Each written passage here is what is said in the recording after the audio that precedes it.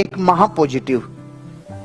तो मनोवैज्ञानिक को दिखाया माँ बाप ने कि जी साहब ये दोनों बच्चे हमारे हैं, लेकिन दोनों में इतना फर्क कैसे, चेक तो करो। एक तो बहुत नेगेटिव सोचता है, एक बहुत पॉजिटिव सोचता है। कि पहले मेरे को साहब एक्सपेरिमेंट करना पड़ेगा। कि अच्छा कर लो सर। कि इन बच्चों को अपने को क्या करना होगा, इन दोनों का एक ही दिन बर्थडे आता है, इनको उस बर्थडे से एक रात पहले रात को अलग अलग कमरों में सुलाना है और गिफ्ट से कमरा भर देना है। तो दोनों बच्चों के कमरों को गिफ्ट से भर दिया। जो बच्चा बहुत नेगेटिव था उसके कमरों में बड़े बड़े अच्छे खिलौने, महंगे महंगे खिलौने। जो नेगेटिव था टॉप क्वालिटी के खिलौने, घोड़े, हाथी, ये सब खिलौने, हवाई जहाज, हेलीकॉप्टर, सब खिलौने महंगे महंगे। और जो पॉजिटिव लड़का था उसके कमरे में घोड़ों की लीद से भरे बक्से रख दिए, वो भी गिफ्ट थे, वो रख दिए। सुबह दोनों बच्चे उठे। दोनों बच्चे उठते ही नेगेटिव वाले जब बाहर आया तो रोता रोता आया, मेरे हवाई जहाज का पंखड़ा टूट गया, मेरे हेलीकॉप्टर की टांग टूट गई, मेरे घोड़े सही नहीं है, मेरे हाथ में। माँ बापों ने दांतों तले अंगुली दबा ली, साला इसको इतने महंगे खिलौने दिए तो ये रोता रोता बाहर आया है। देखिए वो क्या कर रहा है, वो अभी तक बाहर ही नहीं आया, उसका भी तो देख के आए। वो दीवारों पे पेंटिंग कर रहा था। अरे लीद इतनी है तो मेरे घोड़े कितने होंगे बाहर, मेरे माँ बाप ने बाहर घोड़े भी खड़े किए होंगे। वो दीवारों पे पेंटिंग बना रहा था। और बड़ा होके वही बच्चा इस दुनिया में इतना बड़ा बापू बना जिसे लोग लक्ष्मी निवास मित्तल के नाम से जानते हैं। अरे जिंदगी में सौभाग्यशाली लोग अपना जीवन का निर्माण करते हैं, मेडिकल से गोली नहीं लाते सौभाग्य की। जीवन का निर्माण खुद करते हैं, अपने भाग्य का निर्माण कर सकते हैं। इसीलिए तो पूरे विश्व के पंडित जब रेखाओं को देखते हैं तो ये कहते हैं देख रेखा तो जो बता रही है अब तक वो है, लेकिन इन रेखाओं को अपने पुरुषार्थ से बदला जा सकता है, इनको अपने पीछे पीछे दौड़ाया जा सकता है, पुरुषार्थ से बढ़ाया जा सकता है। मैंने बहुतों की पिछले 5 साल में हाथ की रेखाएं देखी। बहुत सारे ऐसे थे जिनकी भाग्य रेखा थी नहीं लेकिन उसका निर्माण कर लिया उन्होंने। और बहुत सारे ऐसे थे जिनके भाग्य रेखा भी थी, सूर्य रेखा भी थी, बुध रेखा भी थी, लेकिन वो धुंधली हो गई। वो धुंधली हो गई क्योंकि उन्होंने सोच लिया अच्छा अपने तो सारी है, आराम कर ले आराम से। रेखाएं पुरुषार्थ को फॉलो करती है, रेखाएं पुरुषार्थ को फॉलो करती है। खुशकिस्मत लोग बदतर हालात में से भी बेहतर निकाल लेते हैं।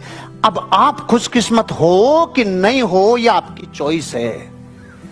हालात जैसे भी हो, आज जो आपके पास सिचुएशन है जो है, या तो उसको रो सकते हैं नया सामान कब आएगा, नया सामान कब आएगा, या तो रो ले, सामूहिक मातम मना ले। सामूहिक मातम समझते हो?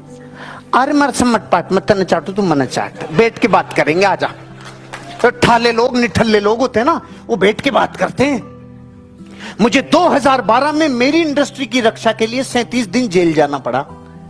मैंने एक दिन भी रोया नहीं, एक दिन भी नेगेटिव नहीं हुआ।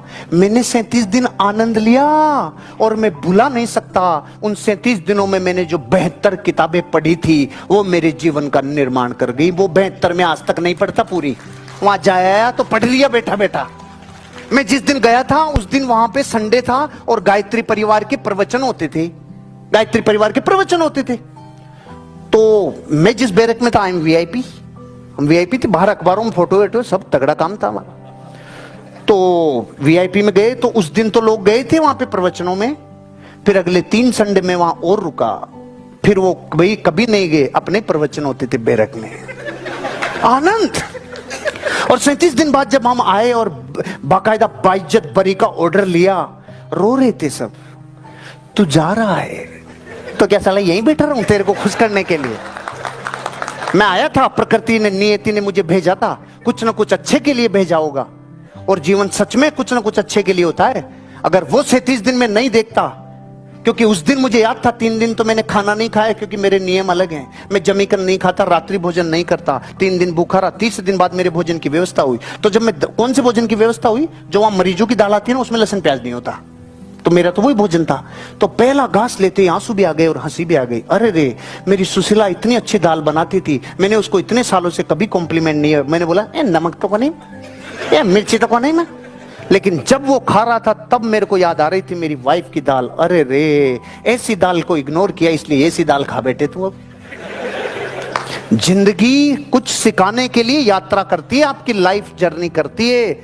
बदतर में से भी बेहतर निकाल के लाओ। वहां से मैं निकाल के लाया कि ऐसा व्यक्ति मिला मुझे जिसने मुझे बर्तनों में आरपी होती है बताया, जो कांसे के बर्तनों में आरपी होती है, एनर्जी का पता चला। मेरी जीवन में मुझे 8 बड़े बेनिफिट हुए। जो मैं वहां से 30 दिन जेल में नहीं जाता तो मुझे वो 8 बेनिफिट कभी नहीं होते। मेरी नेटवर्थ 1 करोड़ से 15 करोड़ बढ़ी, उसमें उसका कारण वो था जो मेरे जीवन की यात्रा थी। नेटवर्थ 15 गुना बढ़ गई पिछले 5 साल में। 15 गुना, 15 टाइम नेटवर्थ 5 साल में बढ़ जाए, कुछ तो है। बदतर हालात में से जो बेहतर निकाल ले, लोग उनको सौभाग्यशाली कहते हैं। और सौभाग्यशाली कहते हैं, चला इसमें सौभाग्य क्या है, तू भी ऐसा हो जा। पानी तो सबके बरस रहा है, तेरा भी बर्तन लेके खड़ा हो जा, तुझे भी मिल जाएगा। नहीं, मैं बर्तन उल्टा रखूंगा। तो तू बिना पैरासूट खोले ही कूद जा, ऊपर जाके कूद जा। पैरासूट खोलना मत, फिर बोलना मेरा तो भाग्य साथ नहीं दिया। तेरा पैरासूट साथ नहीं दिया बेटे, तेरा भाग्य नहीं दिया। हाँ मम्मी।